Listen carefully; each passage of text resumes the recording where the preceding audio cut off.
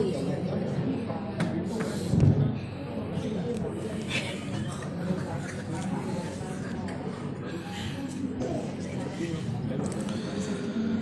mulai.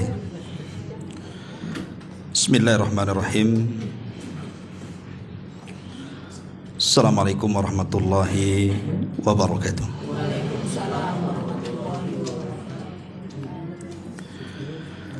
Bihamdillahi wassalatu wassalamu ala rasulillah wa ala alihi wa sahbihi wa mawalah wa la hawla wa la quwata illa billahi wa ba'du. Alhamdulillah, di siang hari ini kita kembali bisa duduk di Saung Sunda Sawargi. Tentu kedatangan ibu bapak sekalian ke tempat ini tidak lain dan bukan insyaallah dalam rangka talabul ilmi. Salawat dan juga salam kita hadiahkan kepada Rasul kita Nabi besar Muhammad sallallahu alaihi wa ala alihi wasallam. Pembahasan di siang hari ini kita akan membahas tentang salah satu daripada rukun ibadah hati. Kita tahu bahwa ibadah hati itu jauh lebih mulia dibandingkan ibadah badan. Makanya Nabi sallallahu alaihi wasallam mengatakan, ala inna fil jasadi mudghah, idza saluhat saluhal jasadu kulluh wa idza fasadat fasadal jasadu kulluh, ala wahiyal qalbu. Sesungguhnya dalam jasad manusia itu terdapat segumpal daging. Kalau dia baik maka mengakibatkan seluruh jasadnya juga baik. Tapi kalau dia rusak maka mengakibatkan rusak seluruh jasadnya. Segumpal daging itu adalah hati manusia. Dari sini kita tahu bahwa hati itulah yang menjadi komando dari seluruh pergerakan badan. Makanya Imam Ibnul Qayyim rahimahullahu ta'ala mengatakan, al-qalbu kal malik. Hati itu seperti raja. Apapun yang diperintahkannya pasti akan dilaksanakan oleh raganya. Apapun yang dicegahnya maka raganya pun akan ikut berhenti untuk melakukannya. Lah salah satu ibadah hati bahkan dikatakan rukun daripada rukun-rukun ibadah hati adalah al-khaufu minallah. Perasaan takut yang ditanamkan dalam hati kita kepada Allah Subhanahu wa ta'ala. Inilah yang kita akan bahas, takut kepada Allah Subhanahu wa ta'ala. Ma'asyiral muslimin wal muslimat rahimani wa rahimakumullah. Ada perkataan bagus daripada Dhunnun. Dhunnun itu pemilik ikan, maksudnya adalah Nabi Allah Yunus alaihi salatu wassalam. Kata beliau, an-nasu ala tariqi ma lam yazal anhumul khawfu, fa idza zala anhumul khawfu dhallu tariqa. Kata beliau, Nabi Allah Yunus alaihi salatu wassalam mengatakan, manusia itu akan terus berada di jalan yang lurus selama perasaan takut tertanam dalam hatinya. Akan tetapi ketika perasaan takut hilang dalam hatinya, maka dipastikan manusia akan tersesat dari jalannya. Apa yang dimaksud dengan perkataan Nabi Allah Yunus alaihi salatu wassalam ini? Bahwa selama takut itu menghinggapi hati kita, maka kita akan melangkahkan kaki di jalan yang lurus. Tapi kalau sampai takut tercabut dalam hati kita, dipastikan jalan yang kita lalui pasti tersesat. Berkata seorang ulama salaf namanya Hatim Al-Asam. Hatim Al-Asam. Asam itu artinya tuli, tapi bukan berarti dia memang tuli, tidak. Disebut Hatim Al-Asam, Hatim yang tuli. Karena apapun ucapan manusia yang tidak baik, atau dia mendengar apapun dari ucapan manusia yang buruk, maka seolah-olah dia tidak mau mendengarnya. Makanya disebut Hatim Al-Asam namanya. Apa yang dikatakan Hatim Al-Asam ini?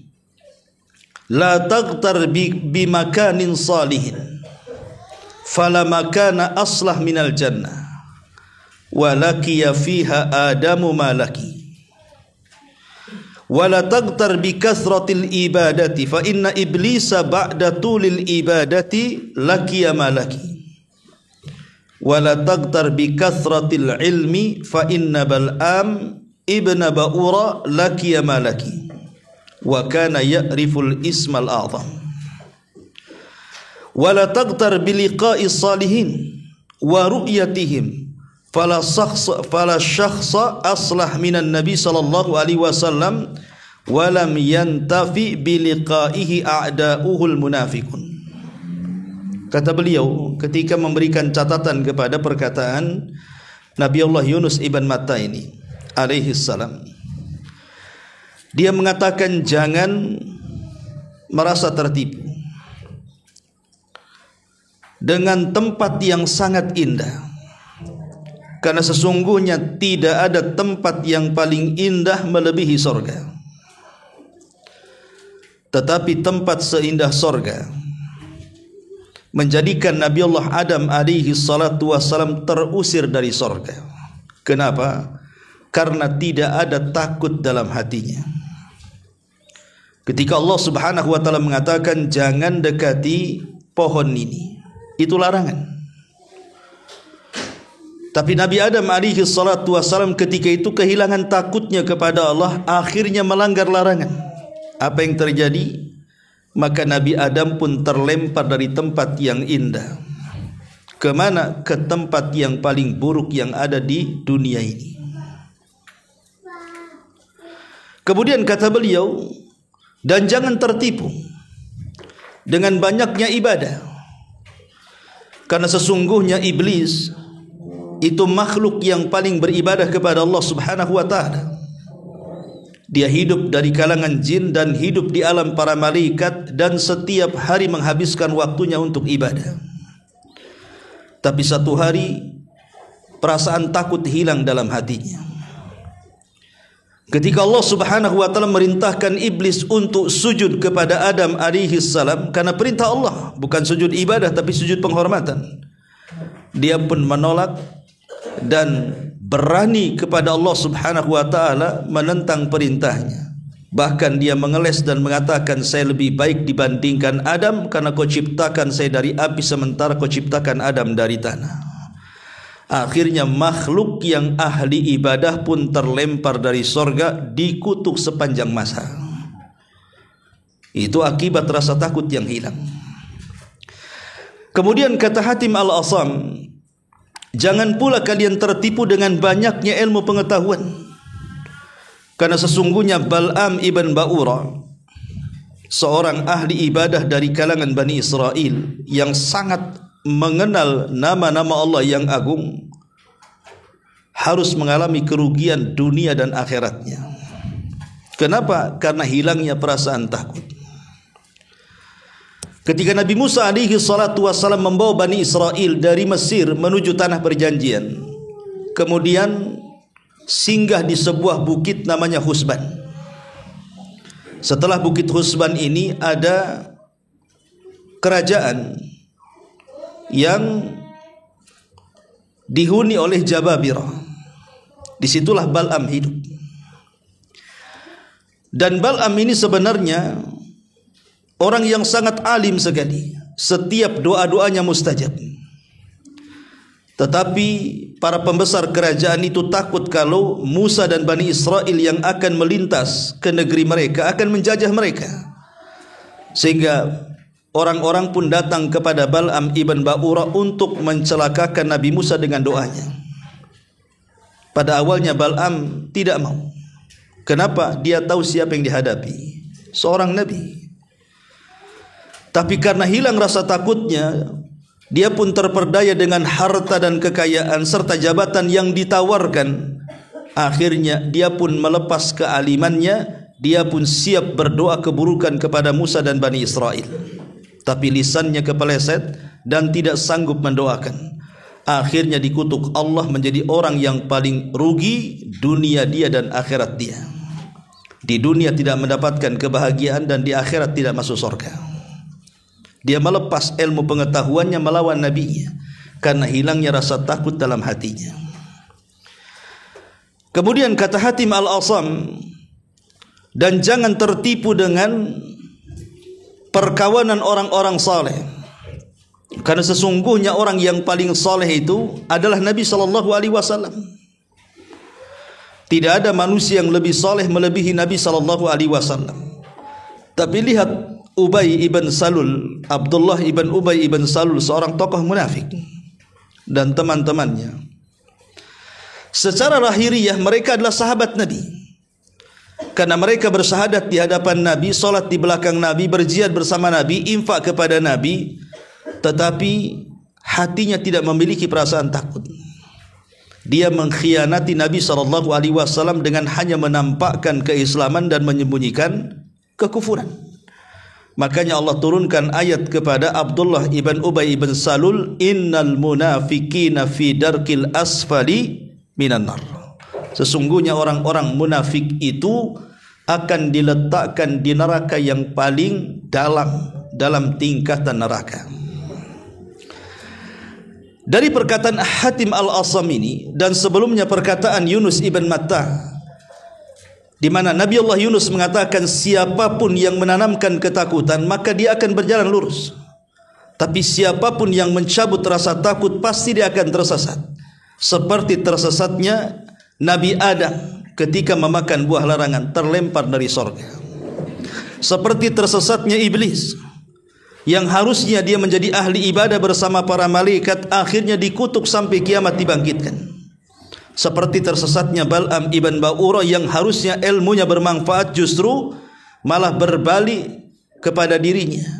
Seperti orang-orang munafik yang tersesat yang harusnya menjadi orang-orang yang muliakan di samping Rasul selamanya, tapi justru menjadi para penghuni neraka yang paling dalam tingkatan neraka. Itu semua kenapa? Karena rasa takut yang hilang. Dari sini kita tahu bahwa takut itu penting ditanam. Minimalnya kata para ulama, ada 3 manfaat orang yang menanamkan perasaan takut itu. Pertama, dia akan terjaga dari perbuatan zina. Ketika Nabi SAW menyebutkan tentang 7 kelompok yang akan mendapatkan naungan di hari yang tidak ada naungan kecuali naungan Allah Subhanahu wa taala, salah satunya Nabi SAW mengatakan seorang laki-laki yang diajak untuk berzina dengan seorang wanita yang memiliki paras cantik dan kehormatan, dia pun mengatakan inni akhafullah, saya takut kepada Allah, saya tidak akan berzina. Maka laki-laki ini mendapatkan naungan di hari yang tidak ada naungan kecuali naungan Allah Subhanahu wa taala. Dan ini juga disyaratkan kepada kisah siapa? Nabi Yusuf. Nabi Yusuf alaihi salatu wassalam. Saat Nabi Yusuf alaihi salatu wassalam digoda oleh seorang wanita yang sangat cantik, yang sangat terhormat, Zulaiha. Kita tahu bahwa Nabi Yusuf itu anak muda. Anak muda itu syahwatnya lagi tinggi. Yang kedua, dia seorang musafir. Kalaupun dia bermaksiat, orang kampungnya tidak tahu. Yang ketiga, yang mengajak berzina bukan dia, tapi wanitanya. Yang keempat, dia berada di satu ruangan yang tidak ada seorang pun di dalamnya. Yang kelima, semua pintu jendela terkunci rapat. Siapa laki-laki yang tahan diajak berzina sementara wanita di hadapannya wanita cantik dan terhormat, dan dia yang mengajaknya? Tapi karena perasaan takut yang tertanam kepada Nabi Yusuf alaihi salatu wassalam, Allah selamatkan dari perzinahan ini. Ini yang pertama. Yang kedua, bahwa orang yang menanamkan perasaan takut kepada Allah Azza wa Jalla minimalnya akan terhindar dari banyak maksiat yang merugikan orang, seperti mencuri, atau di zaman sekarang seperti korupsi, sogok menyogok, dan yang semacamnya. Karena orang yang takut kepada Allah Subhanahu wa Ta'ala secara otomatis dia merasa diawasi. Jadi sifat muraqabah itu sudah tertanam bagi orang yang merasa takut. Tapi orang yang tidak punya takut, tidak ada muraqabah dalam hatinya. Hanya orang yang takutlah yang menanamkan sifat muraqabah, merasa diawasi oleh Allah Subhanahu wa Ta'ala. Sekalipun manusia tidak melihat dia mengambil uang, tapi dia yakin di sana ada Tuhan yang melihatnya, sehingga dia tidak mungkin melakukan kemaksiatan-kemaksiatan yang tersembunyi yang merugikan orang lain. Kemudian yang ketiga, perasaan takut ini minimalnya menghindarkan kita dari menzalimi orang lain. Ketika kita hendak menggibah, menghina, merendahkan, mencaci, memaki, mengadu domba, atau menyakiti dengan fisiknya, memukul, membunuh, dan yang semacamnya, maka orang yang tertanam perasaan takut kepada Allah Subhanahu wa Ta'ala tidak akan jadi dia melakukannya. Kenapa? Karena dia tahu di sana ada zat yang akan membalasnya. Ya, hari ini saya menang dalam kezaliman, satu hari Allah akan membalas kezaliman saya. Jadi 3 poin inilah yang menjadikan kenapa perasaan takut yang tertanam dalam hati itu akan melahirkan manusia-manusia baik. Manusia-manusia yang disiplin, manusia-manusia yang bertanggung jawab, manusia-manusia yang amanah, jujur, dan begitu seterusnya. Itulah kenapa kemudian perasaan takut ini tidak boleh hilang pada diri kita, karena itu satu di antara rukun ibadah hati yang menentukan baik buruknya kita. Ma'asyiral muslimin wal muslimat rahimani wa rahimakumullah. Baik, kita akan menjelaskan tentang fadilahnya dulu. Kenapa kita tidak boleh menghilangkan perasaan takut kepada Allah dalam hati kita? Pertama, annal khawfa syartun syarratahu Allahu lil iman. Ingat, perasaan takut itu dijadikan syarat yang Allah syaratkan dalam keimanan. Allah Subhanahu wa Ta'ala mengatakan dalam surah Al-Maidah 44, fala tahshawun nasa wahshawni. Janganlah kalian takut kepada manusia, tapi takutlah kepadaku. Fala takhafuhum wa khafuni.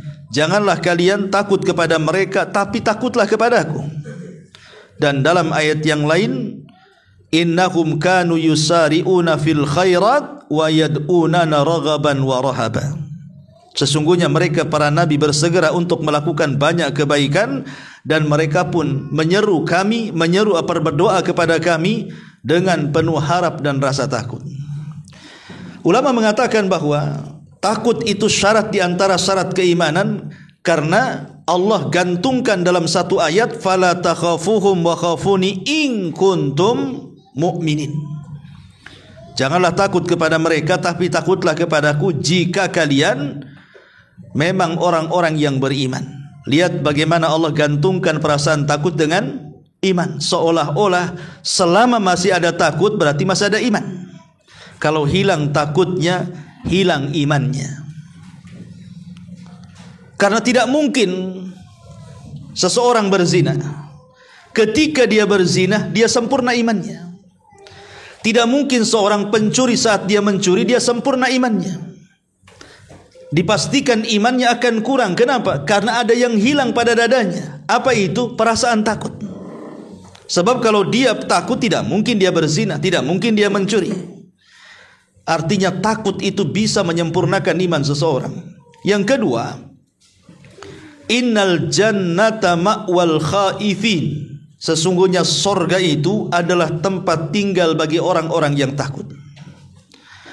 Allah Subhanahu wa taala mengatakan dalam surah An-Nazi'at ayat 40, wa amma man khafa maqama rabbih wa nahan nafsa 'anil hawa fa innal jannata hiyal ma'wa. Adapun orang-orang yang takut maqam Rabbnya, kedudukan Rabbnya, dan dia mencegah hawa nafsunya untuk mengikuti hawa nafsunya, maka sorgalah tempat yang layak kepadanya. Lihat bagaimana Allah Subhanahu wa taala menempatkan orang-orang takut bahwa mereka akan mendapatkan balasan di sorga. Kemudian yang ketiga, antakuna fi dhilli arsyir rahman, bahwa orang-orang yang takut itu akan mendapatkan naungan arsy ar-Rahman kelak pada hari kiamat. Saat manusia di padang mahsyar, matahari didekatkan 1 mil di atas kepala, berkeringat bercucuran sampai ada yang membasahi selutut, sepusar, sedada, bahkan tenggelam dengan keringatnya. Tapi ada orang-orang yang mendapatkan naungan, tidak terkena sengatan matahari pada hari kiamat. Salah satunya adalah orang-orang yang takut kepada Allah Subhanahu wa taala, sebagaimana hadis Nabi sallallahu alaihi wasallam, sab'atun yudhilluhumullahu fi dhillihi yauma la dhilla illa dhillu tadi. Kemudian yang keempat, bahwa takut ini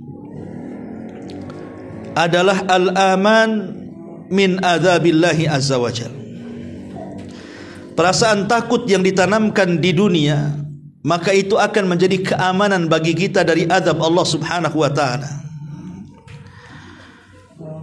Disebutkan dalam sebuah hadis Nabi sallallahu alaihi wasallam, ainani la tamussuhuma an-nar, la tamussuhuma an-naru, ainun bakat min khasyatillah wa ainun batat tahrusu fi sabilillah. Dua mata yang tidak mungkin tersentuh api neraka, kata Rasul. Pertama, mata yang menangis karena takut kepada Allah Subhanahu wa taala, dan yang kedua, mata yang berjaga saat menjaga di perbatasan di jalan Allah Subhanahu wa taala.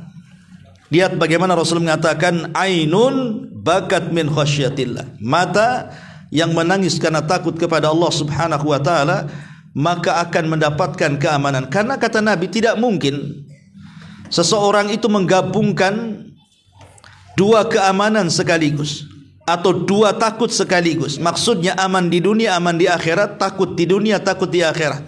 Tidak mungkin. Tetapi siapa yang merasa aman di dunia, dia orang yang paling takut di akhirat. Dan siapa yang paling takut di dunia, dia pula yang paling aman di akhirat. Jadi orang yang paling takut di dunia, maka dia paling aman di akhirat. Siapa yang paling aman di dunia, dia paling takut di akhirat. Begitu kaidahnya. Orang kalau di dunia dia merasa takut, takut dengan azab Allah Subhanahu wa taala, takut dengan bencana dan bala Allah, takut kalau seandainya amalannya tidak diterima, takut kalau seandainya ibadahnya tidak sempurna, tentu dia akan menyempurnakan segalanya. Dia tidak mungkin melakukan kemaksiatan kepada Allah Azza wa Jalla, sehingga di akhirat dia orang yang paling aman. Tapi kalau di dunia dia merasa aman dari makar Allah, merasa aman dari azab Allah, merasa aman dari ibadah Allah, sehingga dia pun ibadahnya asal-asalan, maksiatnya pun merajalela, maka di akhirat dia orang yang paling takut kepada Allah Azza wa Jalla.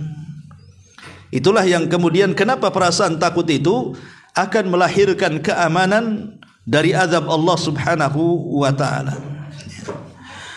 Kemudian juga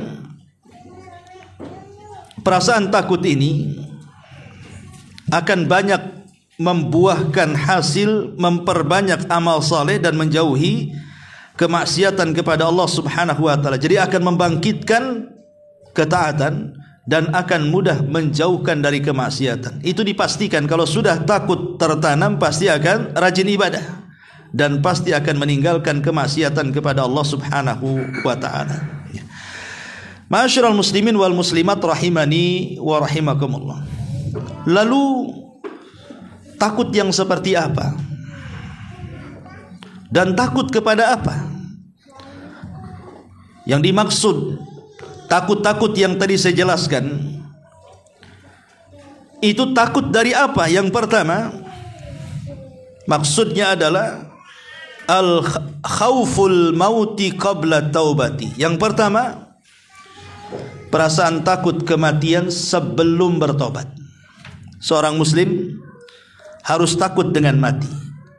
Kalau sampai kematian datang dan dia belum bertobat kepada Allah Subhanahu wa taala. Sebab kalau ini yang ditanam, maka dia tidak mungkin akan membiarkan sisa hidupnya dalam kemaksiatan. Karena dikhawatirkan dia mati mendadak. Karena di zaman sekarang untuk mati mendadak itu lebih mudah. Siapa yang memprediksi orang hari ini akan mati? Terkadang ada orang yang keluar dari rumahnya merasa aman dengan kendaraan yang baru, yang menurut dia insya Allah tidak akan kecelakaan. Rupanya dia tidak nabrak, ditabrak orang. Atau mungkin sedang tertidur, datang bencana, datang gempa, datang tsunami, dan begitu seterusnya. Siapa yang tahu adab Allah Subhanahu wa taala akan datang itu? Maka orang-orang yang takut mati sebelum bertobat, maka akan melahirkan orang-orang yang akan siap siaga sebelum kematiannya dengan amal saleh. Yang kedua, khauful dha'fil quwwati anil wafa'i bitamami huquqillahi azza wajalla. Perasaan takut sebelum lemahnya kekuatan untuk menyempurnakan hak-hak Allah Subhanahu wa taala. Orang yang seperti ini takut lemah sebelum melaksanakan hak-hak Allah Subhanahu wa taala, pasti akan memanfaatkan sisi kesehatannya. Jadi dia ketika sehat, dia akan habiskan beribadah kepada Allah. Dia akan sungguh-sungguh solatnya, sungguh-sungguh puasanya, sungguh-sungguh sedekahnya, sungguh-sungguh baca Qur'annya, dan begitu seterusnya. Takut kalau seandainya dia kemudian sakit, dia tidak bisa melakukan ibadah seperti orang yang sehat. Makanya dulu ada seorang sahabat namanya Abdullah ibn Amr ibn As. Abdullah ibn Amr bin As ini satu-satunya sahabat yang banyak mencatat hadis Nabi, lebih banyak dibandingkan hafalan Abu Hurairah. Kalau Abu Hurairah memang menghafal, dia tidak mencatat, tapi hafalannya terbanyak dari seluruh para sahabat. Tetapi Abdullah ibn Amr ibn As ini tidak banyak hafalan, tapi banyak catatan. Dan dialah orang yang pertama mencatat hadis Nabi sallallahu alaihi wasallam di zaman Nabi sallallahu alaihi wasallam. Lah salah satu keunggulan Abdullah ibn Amr ibn As itu, dia orang yang paling rajin salat malam, dia orang yang paling rajin puasa sunnah, dia orang yang paling rajin baca Quran. Jadi setiap malam dia salat, setiap hari dia puasa mutlak, dan setiap hari dia pun menghatamkan Al-Quranul Karim. Sampai akhirnya Nabi SAW menasihati dan mengatakan, wahai Abdullah ibn Amr ibn As, Allah itu tidak bosan, kau yang bosan. Allah tidak akan bosan menerima amalan kita, tapi kita yang bosan menyerahkan amalan kita. Terkadang kan semangat nih, kayak sekarang ngaji banyak, kadang-kadang cuma satu meja aja itu isinya. Ya. Orang itu kan kadang ada bosannya kan, kadang ada semangatnya, itulah manusia. Tapi Allah tidak bosan menerima amalan kita, kita yang akan bosan. Maka Nabi SAW mengatakan, sebaiknya kau jangan puasa setiap hari, puasa mutlak maksudnya. Puasalah seperti puasa Daud, satu hari puasa, satu hari tidak. Atau puasalah dalam sepekan 2 kali, Senin dan Kamis. Atau puasalah sebulan 3 hari puasa Ayyamul Bid, biar engkau bisa istiqomah. Tapi dia memilih puasa Daud. Kemudian kata Nabi SAW, salat malam. Sebaiknya kau kadang salat malam, kadang tidak. Jangan kau habiskan salat malam terus. Nanti ada waktu engkau akan ringkih badanmu dan kau tidak bisa melaksanakannya. Dan jadikanlah Quran itu khatamkan sebulan sekali, atau paling tidak sepekan sekali, atau paling tidak jangan menghatamkan Al-Quran kurang dari 3 hari, karena engkau tidak akan memahaminya. Tapi dia milih yang ketat. Abdullah ibn Amr ibn As milih yang ketat.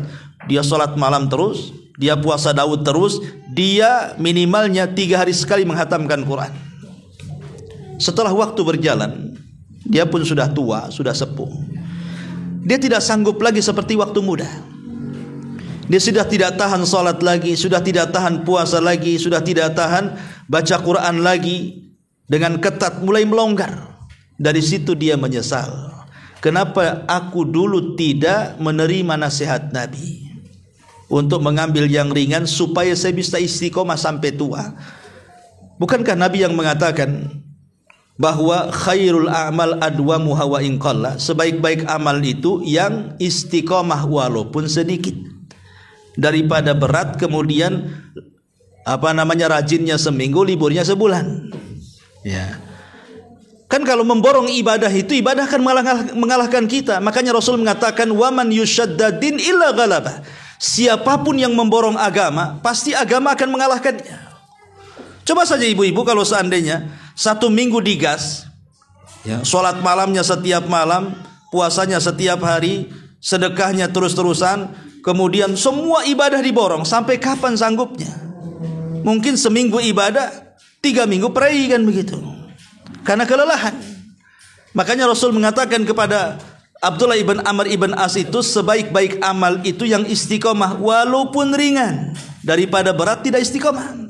Jadi dia menyesal setelah tuanya. Makanya yang kedua adalah takut lemah sebelum melaksanakan kewajiban-kewajiban Allah Subhanahu wa taala, sehingga memanfaatkan waktu sehat sebagai waktu untuk beribadah. Ketika sakit dia merasakan buahnya. Bukankah Rasul yang mengatakan kalau seandainya saat dia sehat dia sholat malam terus, kemudian saat sakit dia tidak bisa melaksanakan sholat malam, tapi keinginan sholat malamnya ada, maka Rasul mengatakan dia mendapatkan pahala sholat malam walaupun tidak sholat, ya, karena ketika sehatnya dia memanfaatkan untuk sholat. Dan begitu seterusnya. Ini yang kedua. Kemudian yang ketiga, khaufu zawali riqqatil qalbi wa tubaddiluha bil qasawati. Takut hilangnya hati yang lembut dan akan digantikan dengan kerasnya hati. Jadi perasaan takut akan hati ini berubah-ubah. Kita tahu bahwa yang memegang hati itu kan bukan kita, ya, Allah Subhanahu wa taala. Makanya kenapa Nabi SAW di setiap salatnya selalu membaca doa, ya muqallibal qulub tsabbit qalbi ala ta'atik. Wahai zat yang membolak-balikan hati, tetapkan hatiku di atas ketaatan kepadamu. Sampai Ummu Salamah mengatakan, Rasul, kenapa kau selalu membaca doa itu dalam salatmu? Maka Rasul mengatakan, ya Ummu Salamah, bukankah hati manusia itu berada dalam genggaman Allah? Allah bisa memutarbalikan seketika, sesat seketika, dapat hidayah seketika, lembut seketika, keras seketika. Hati kita itu yang megang bukan kita, tapi Allah Subhanahu wa taala, kata Nabi. Makanya takutlah kalau seandainya kita hari ini masih lembut hatinya, maka kelembutan hati ini pertahankan sebelum datang keras hati. Dan tentu lembutnya hati dan kerasnya hati kan ada penyebabnya. Maka jauhilah sebab-sebab yang menjadikan hati keras, dan ambillah sebab-sebab yang bisa melembutkan hati. Contohnya umpamanya ada anak yatim, diusap kepalanya.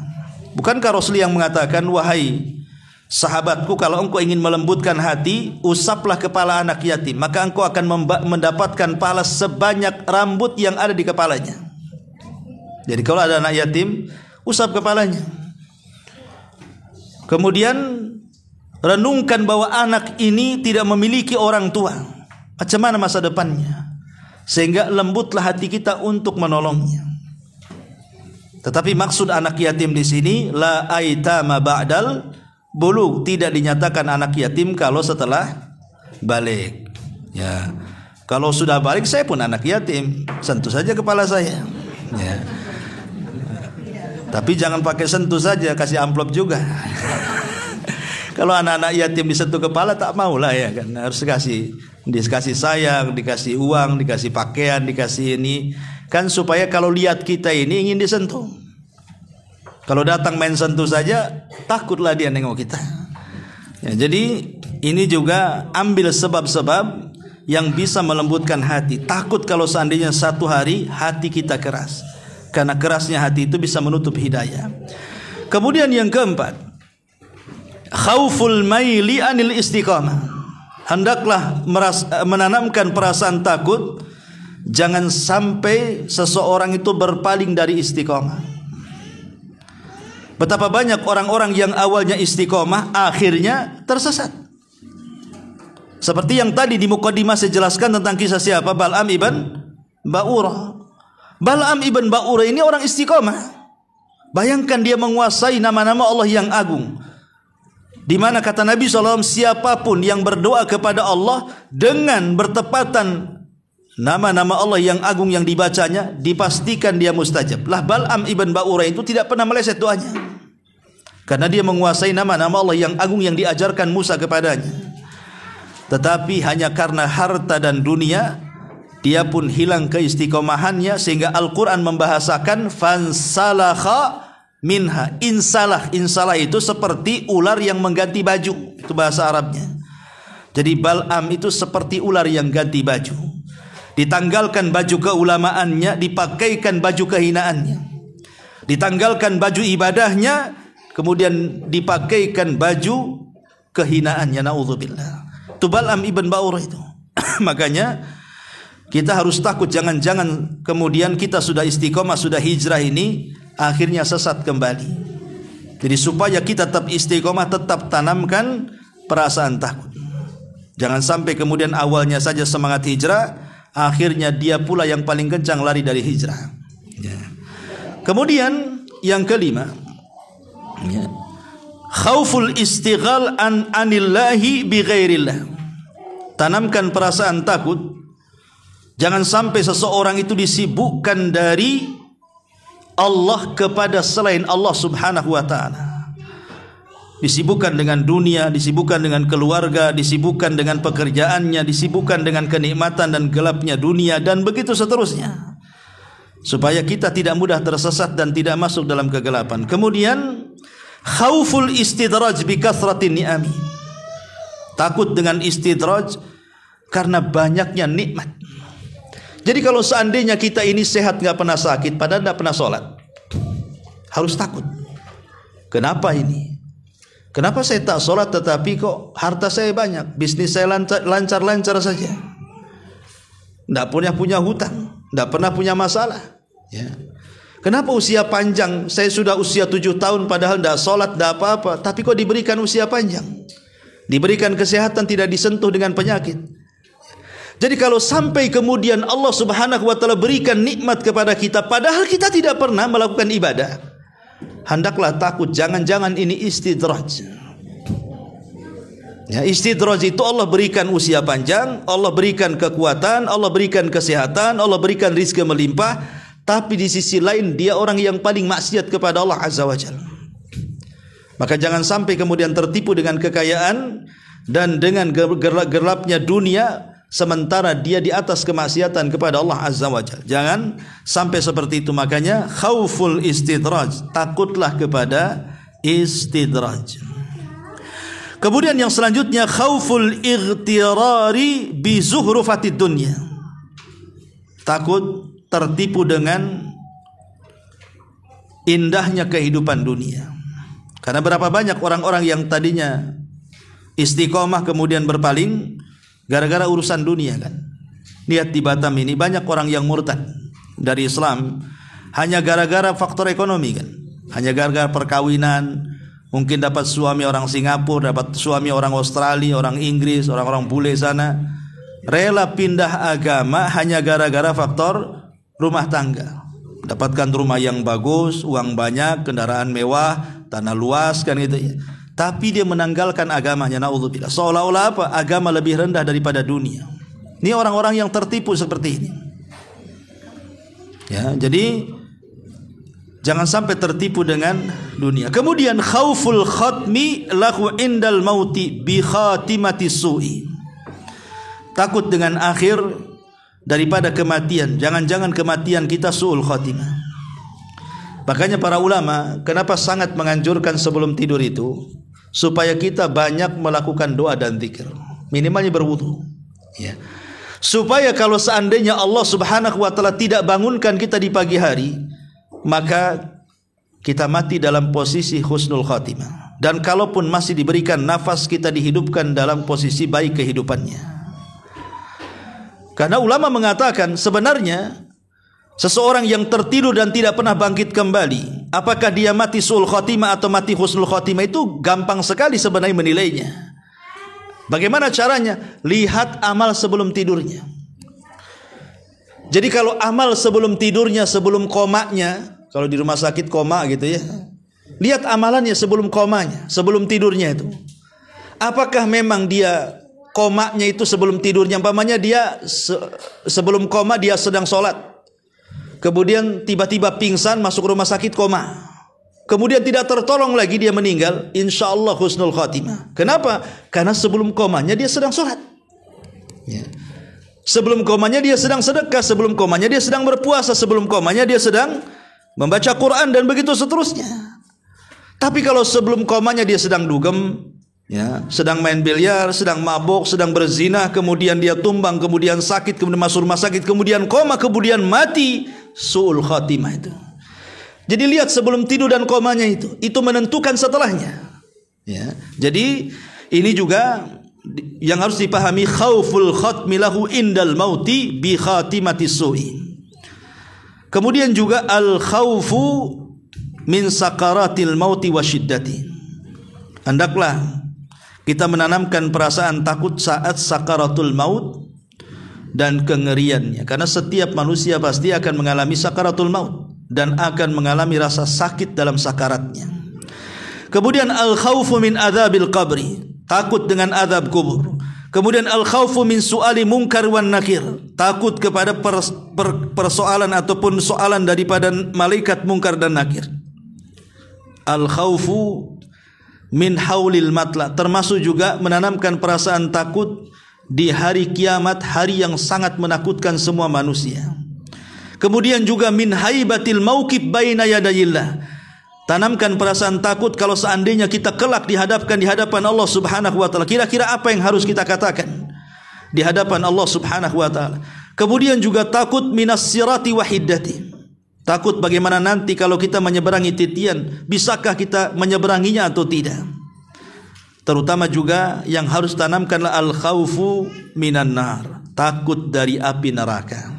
Apakah kita akan memasukinya atau justru kita tidak pernah melintasinya. Lah, perasaan-perasaan takut seperti ini harus tetap tertanam supaya menghasilkan buah yang tadi saya katakan. Tapi ingat bahwa takut sendiri itu ada dua macam. Ada yang disebut dengan takut tabiat. Takut tabiat itu takut yang memang perkara-perkara mubah. Saya takut kepada Anda karena Anda kuat. Takut kepada preman karena takut menjahati kita. Takut kepada setan gitu ya. Kalau lewat di kuburan gitu merasa takut, wajar. Akhirnya yang tadinya ya kecepatannya 60 jadi 120. Ya. Karena takut, ya kan. Takut-takut seperti ini mubah, tidak ada masalah. Takut pamannya di rumah gelap, sudah gelap, hujan deras, anjing tetangga menggonggong gitu ya. Takut gitu ya, nggak ada masalah takut sama setan. Itu takut tabiat namanya. Ya. Karena setanlah musuh daripada musuh-musuh kita yang nyata. Wajar yang namanya takut pada musuh, ya wajar gitu ya.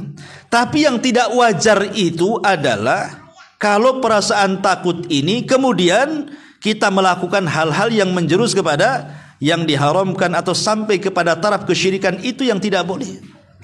Pemayo karena takut di rumah ada ini ada itu, datangkan dukun. Takutnya tidak masalah, datangkan dukunnya yang masalah. Itu maksudnya. Ya.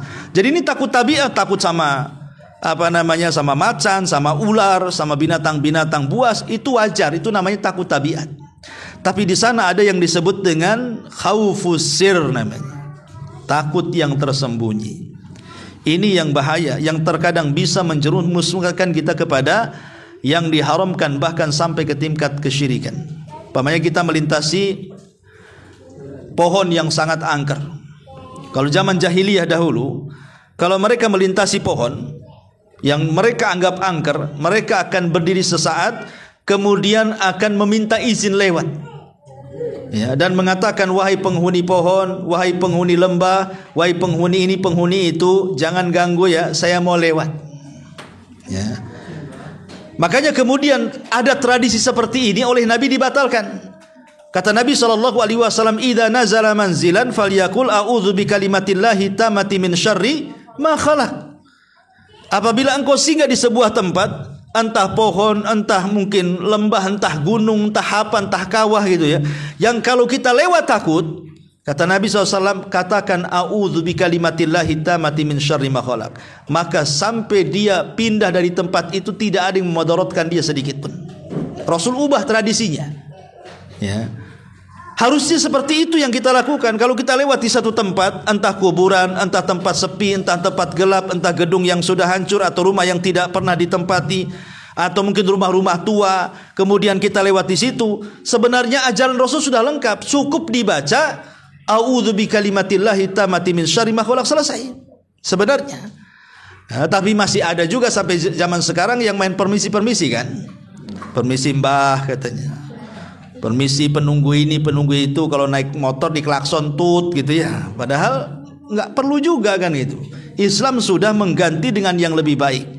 Kalaupun tidak hafal karena kepanjangan, cukup baca basmalah saja.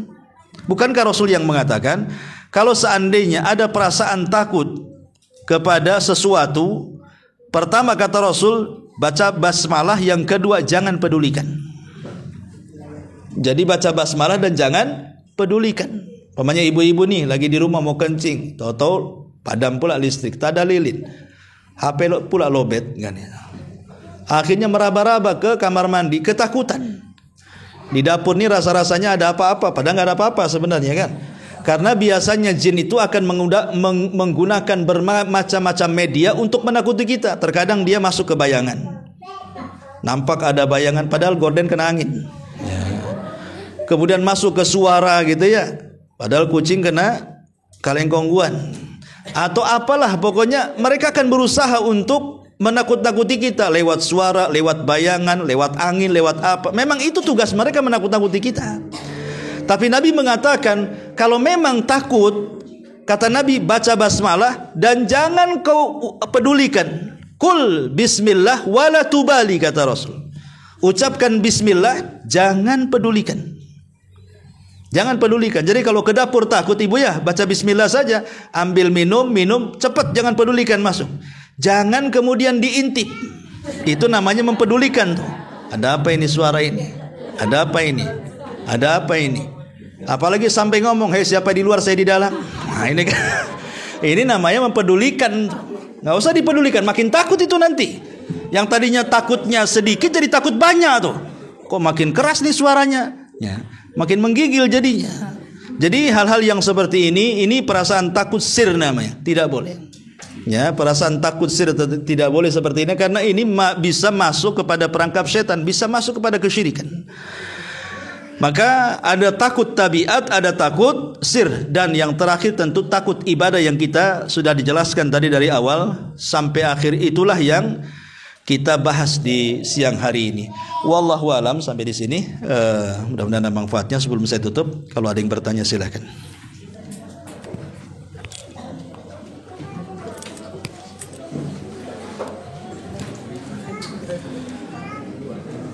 Nggak ada? Alhamdulillah. Kalau nggak ada, kita tutup dengan doa kafaratul majlis. Subhanakallahumma bihamdika asyhadu an la ilaha illa anta astaghfiruka wa atubu ilaik. Allahu taala alam. Assalamualaikum warahmatullahi wabarakatuh.